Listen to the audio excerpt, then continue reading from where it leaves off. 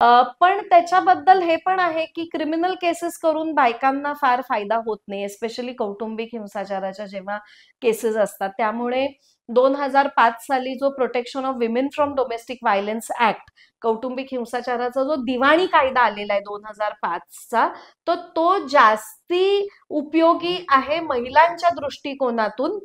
कारण का मी जे पाहिलेलं आहे 2005च्या आधीपासून मी ह्या क्षेत्रात काम करतेय, तर महिलांना जसं मी म्हंटल की नवऱ्याला किंवा सासरच्यांना तुरुंगात पाठवून त्यांचा काय फायदा आहे.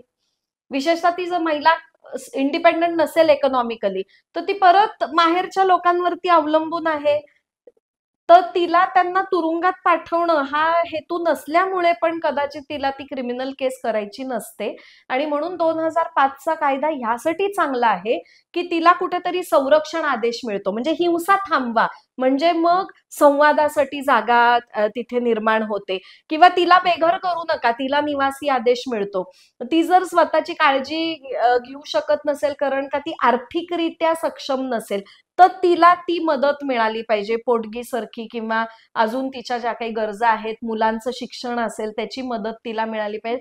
तर हे जे रेमिडीज तिला सिव्हिल कायद्यातून मिळतात, तर ते मात्र क्रिमिनल कायद्यातून मिळत नाहीत.